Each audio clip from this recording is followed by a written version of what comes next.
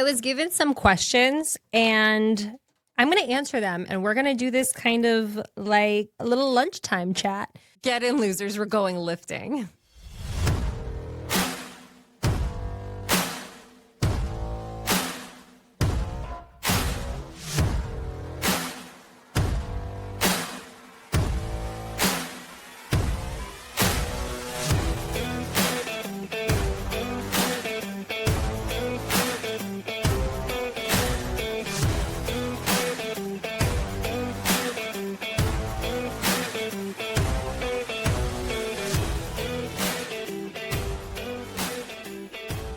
So I'm recording in studio this season, and I brought a lot of my food with me.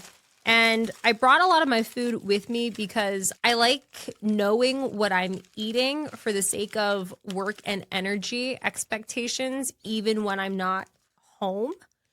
And I was also recently on a trip where the people I was with, we ate out every single day, and I could feel my body just not responding well to it.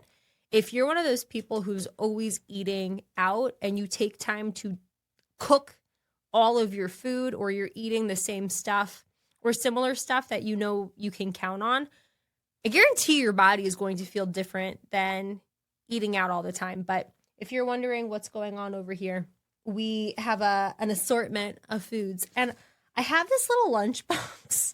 I don't know if anybody recognizes the brand CHOC Zero.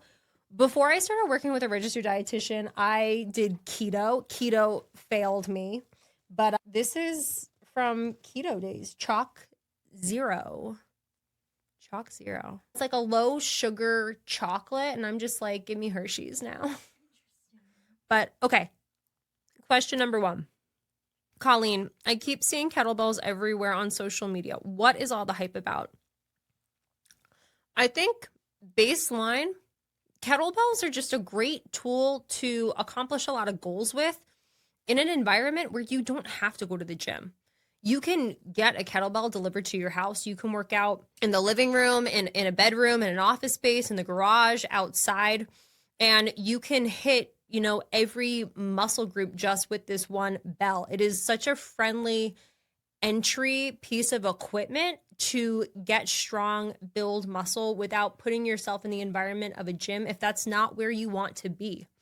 But kettlebell training in general, there's a lot of hype around it because you get so many perks out of training in this way. You can build muscle, you can build strength, you can train endurance. We see an increase in posture, body alignment. There is a lot of connection between functional movement and using a kettlebell. So if you are somebody who is trying to optimize how it is you're moving, the kettlebell is a really great tool for you in comparison to a lot of other modalities. I've never touched a kettlebell before. What would you tell someone who's intimidated to start? The best thing to do if you are intimidated is get an expert to help you. That is going to be your saving grace to ask your questions and ensure you're doing everything correctly so that you don't get hurt and that you're not selecting exercises that you're not ready for. I've met people who are just like, oh my gosh, kettlebell snatches, and keep hitting myself on the forearm. And I'm just like, how long have you been using kettlebells for? How long have you been snatching and getting hit? And they're like, a week. And I'm just like, that's not an exercise for a beginner. When you understand how to do some of these exercises that might look simple, but there's a lot more nuance to them. It takes time. And when we scroll Instagram and we see people doing the cool things, the flashy things, and I do this too, I use it as a marketing technique. It doesn't mean that's necessarily what you're going to do day 1, week 1, or even year 1, depending on where you are starting from and what your goals are. So if you can hire the trainer one-on-one, that's always gold. If you find yourself and you're interested in working with me, swing to snatch is an incredible way to start this journey because you are going through the same 13 weeks as other people in terms of we're trying to learn this whole language. I think it can be very frustrating at times to be a beginner, especially at something like hard style kettlebell technique, because there's a lot of nuance and I mean, not for nothing, you're kind of a mess in the beginning. You need to understand, what is it that I'm trying to do? Give your body the opportunity to try and do it. And then based on how your body is presenting the movement, for more people than not, there's things that need to be adjusted and tweaked. And that's how we go from, messy to mastery. And in that program, it's just really cool how everything happens, because you're getting individualized feedback, but you see other people going through the journey too. So you come to the conclusion like, well, it's not that, I suck at this. Everybody kind of sucks in the beginning. It doesn't matter if it's kettlebells. It doesn't matter if it's, trigonometry or, becoming a breakdance fighter. When you're a beginner, you look like a beginner.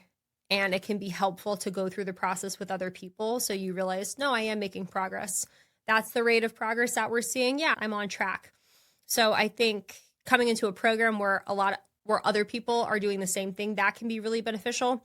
If you cannot afford a trainer to see, once a week, can you see them once a month?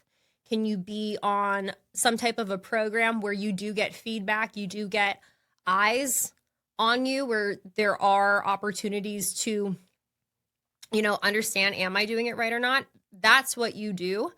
If you are intimidated to start, you get the support in order to move things forward for you. I have one offer that I think is really helpful for people who are a little bit more on a budget. And I do a form feedback audit where you can send me a video, and for $10, I will audit the video. And if you're thinking to yourself, oh my gosh, $10 for one video. Well, it takes time to, watch what it is you're doing and then call out the things that need to be tweaked. But I would say if you're on a budget and you're just like, how's my swing look? What's going on? That's a really good thing to take advantage of if you can't be with somebody one-on-one. Next question. Great question. Super common question. How are kettlebells different from regular dumbbells? Why should I switch? You don't necessarily need to switch. If you love your dumbbells, you can stick with your dumbbells, but there are exercises that you can do with a kettlebell that you can't necessarily do with dumbbells. Or you can do them, but the amount of weight that you're going to be able to lift will be limited. Like, I see a lot of people snatching dumbbells, and the learning curve to be able to do that as a beginner is not that intricate, but to be able to snatch a kettlebell, there's a lot more nuance to it, and you can go significantly heavier with it. Whereas a lot of times we don't see people necessarily snatching really big dumbbells, but we'll see people snatching really big barbells. The size, the shape of the modality in and of itself is a lot more comfortable than necessarily holding a dumbbell in one hand. Also, when it comes to kettlebell exercises, so much of the work is done unilaterally. So it's not to say you can't do exercises unilaterally with a dumbbell, but again, the exercise selection, there are things that are just, specific, and it feels more comfortable to do just because of the shape of the apparatus. Like if you have somebody do something like a farmer's hold, the way the kettlebell is shaped, I'll show you on Ryan, like being able to hold onto the horn and then the majority of the weight is just right under you. The horn is not going to rotate the same way a dumbbell, where the weight is on two opposing sides and it's just like spinning in your hand, is going to feel. So the shape is really unique. And I've seen companies like create kettlebells that we really shouldn't call them kettlebells, but I know a lot of people will complain about feeling the weight on the back of their forearm. And it's actually really great that we have the weight on the back of the forearm versus it being split. Like I've seen some companies where there's like almost this space and it's kind of just like holding like a dumbbell where it looks like big beat headphones. And it's like, what are we trying to do here? It's like you're trying to make this more comfortable, but in you trying to make it more comfortable, now we don't have to worry about breaking our wrist forward, which is something that we need to do for certain exercises in order to increase overall stability, like being in a racked hold, getting ready to press, doing overhead exercises, a Turkish getup.